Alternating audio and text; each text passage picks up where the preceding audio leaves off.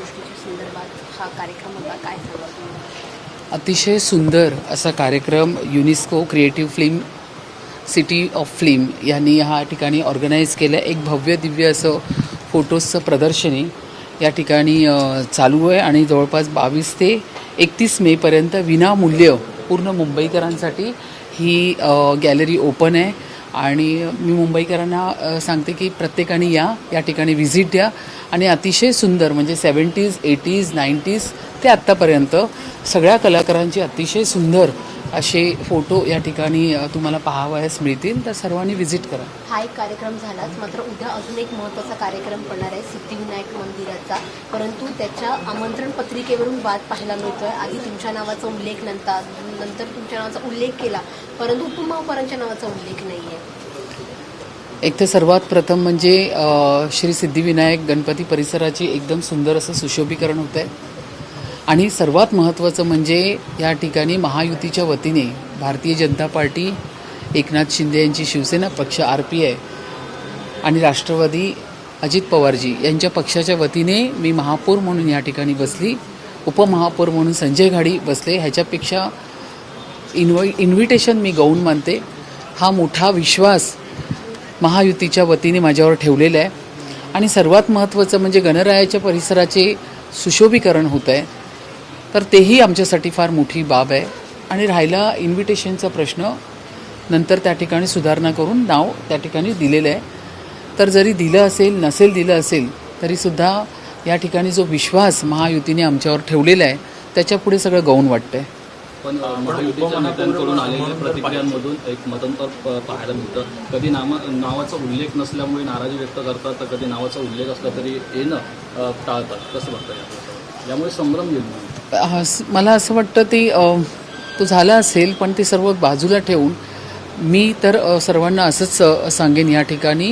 मग त्या ठिकाणी आपले उपमहापौर असतील, सर्व नगरसेवक असतील, सगळ्या कमिटीचे चेअरमॅन असतील, आपण ह्या ठिकाणी लोकांची सेवा करण्यासाठी मुंबई महानगरपालिकेमध्ये आलेलो आहोत. अतिशय विश्वासाने मुंबईकरांनी आपल्याला ह्या ठिकाणी पाठवलेलं आहे. सगळे मतभेद असतील, मानापमान असतील, सर्व बाजूला ठेवून सर्वांनी प्रत्येकाने जाऊन त्या ठिकाणी मुंबईची पाहणी करणं, पावसाळ्यापूर्वीचे रस्ते असतील, नाले असतील, पाण्याची व्यवस्था असेल, या सगळ्यांवरती सगळ्यांनी लक्ष दिलं पाहिजे. तर मला असं वाटतं हे जर असे काही मानापमान होत असतील तर ते सर्व बाजूला ठेवून आपण सर्वांनी मुंबईच्या कामाला लागलं पाहिजे. पावसाळ्या आधीच्या कामं जी आहेत त्यासाठी अवघी काही दिवस शिल्लक राहिले आहेत. ती कामं पूर्ण करण्यासाठी कामं खरोखरच पूर्ण झाली आहेत का? नालेसफाई किती टक्के झाली आहे? रस्त्यांवरचे खड्डे जे आहेत ते बुजवले गेले आहेत का? हे पहा, नालेसफाई आत्तापर्यंत जवळपास 70% वरती झालेली आहे. शेवटचे जे काही 15-20% असतील ते आता होणार आहेत, ते प्रोसेसमध्ये आहेत. मी स्वतः शेवटची टप्पा संपूर्ण मी पाहून घेणार आहे. झोन 5 वरती मी जास्त लक्ष ठेवणार आहे. त्या ठिकाणी मी मान्य करते की उशिराने सुरू झाली आणि व्यवस्थित झाली नाही, पण त्याच्यावर आमचं पूर्ण लक्ष आहे. मग घाटकोपरचा सोमया नाला असेल त्याच्याकडेही माझं पूर्ण लक्ष आहे की कशा पद्धतीने होते. आणि राहिला प्रश्न रोडचा, जवळपास 70-75 किलोमीटरचा रोड मुंबईचा CC रोड आपण केलेला आहे. जवळपास 700-750 किलोमीटरचा रोड CC रोड आपण केलेला आहे. उर्वरित जो रोड आहे त्याच्यावरती जर पॉटोल्स किंवा ते जुने रोड असल्यामुळे तर त्याच्यावरती काय आम्हाला उपाययोजना करता येईल, त्याच्यावर जर पॉटोल्स असतील तर ते कसे भरून काढता येईल, साईड ड्रेन असेल, स्टेग्नंट वॉटर असेल किंवा मुंबईमध्ये सखल भागामध्ये थांबणारं पाणी असेल, त्या ठिकाणी मग ॲडिशनल पंपाची कशी व्यवस्था करता येईल, या सगळ्या गोष्टीकडे आम्ही आत्तापासून नाही, पूर्ण महिन्याभरापूर्वीच आम्ही पूर्ण रिव्ह्यू मिटिंग घेऊन आणि लोकेशनवरती जाऊन त्या ठिकाणी आम्ही पाहतो आहे. त्याचबरोबर आम्ही मुंबईमध्ये जो पाण्याचा निचरा, कचऱ्याचा जो निचरा आहे तो होण्यासाठी पण आम्ही पंप स्टेशनवरती जाऊन तेही प्रोसेसमध्ये सुरू केलेत.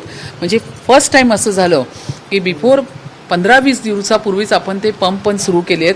फक्त पावसाळ्याची आपण वाट पाहत बसलो नाही आहे, तर मुंबईच्या विविध ठिकाणातून, नाल्यातून येणारा जे पाण्याबरोबर असलेला कचरा त्याचा निचरा होण्यासाठी पण आपण तीही यंत्रणा सज्ज ठेवलेली आहे. हिंदी में बता दीजिए कि आज जिस तरीके से यूनेस्को का फिल्म का कार्यक्रम हुआ है, किस तरीके से देखती है जो स्वागत सेलिब्रेशन कार्यक्रम है? यहाँ पे UNESCO creative film city of film, यहाँ पे भव्य प्रदर्शनी एग्जीबिशन था. बहुत ही पुराने हमारे जो ये फिल्म इंडस्ट्री सिटी के जो कलाकार थे, जब भी स्टार्ट हुआ था फिल्म इंडस्ट्री, वहाँ से लेके आज तक का जितना भी उनका प्रवास है, उनके विविध अलग अलग पहलू के फोटोग्राफ्स यहाँ पे दिखाई दिए। बहुत ही सुंदरता से यहाँ पे ऑर्गेनाइज किए। देखते हुए मुझे भी बहुत अच्छा लगा। चलते चलते ऐसा लग रहा था कि जैसे हम लोग 80s में 90s में तो नहीं पहुँच गए। इस तरह का वातावरण यहाँ पे गैलरी में है। पूरा फ्री ऑफ चार्ज है। पूरे मुंबईकर ने यहाँ पे आना है। मेरे ख्याल से 22 से 31 मई तक ये पूरी कम्प्लीटली फ्री ऐसा लोगों को मिलने वाला है देखने के लिए। तो यहाँ पे लोगों ने आना चाहिए और ये जो फिल्म इंडस्ट्री के इतने सुंदर ऐसे कलाकारों के जो फोटोज़ यहाँ पे लगाए हैं उनको देखना चाहिए। बारिश को लेकर किस तरीके से तैयारियां आने वाले समय मानसून है, दिन से क्या तैयारी? बारिश को लेकर तैयारी हमने कम से कम 1.5 महीना पहले ही स्टार्ट की थी।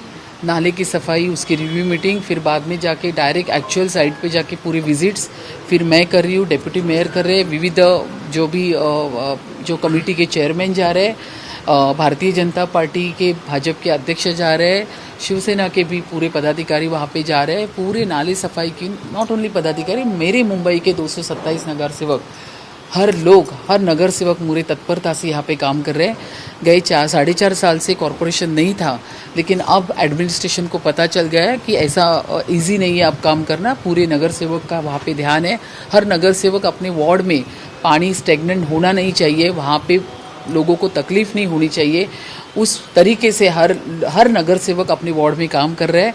As a mayor, as a Mumbai की सेवक करके मैं भी पूरे वार्ड में सुबह 6 बजे से घर से निकल के पूरे नाले की साफ़ सफाई और उसका जो विजिट है वो मैं कर रही हूँ।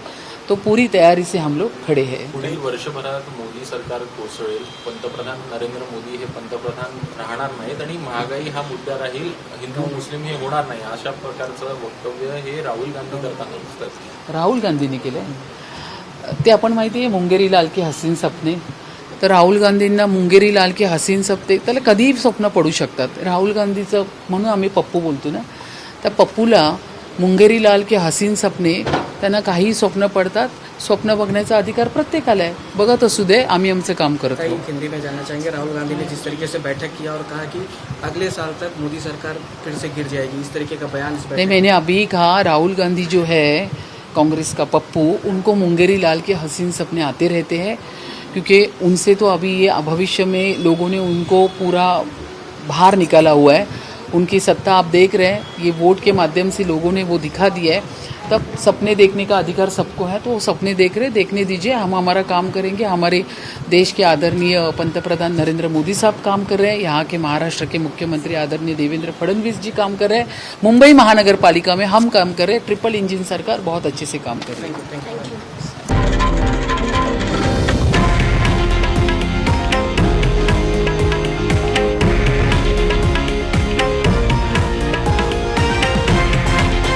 हे आहे देशातील नंबर 1 न्यूज नेटवर्क आणि आपण पाहत आहात TV9 मराठी, एकमेव।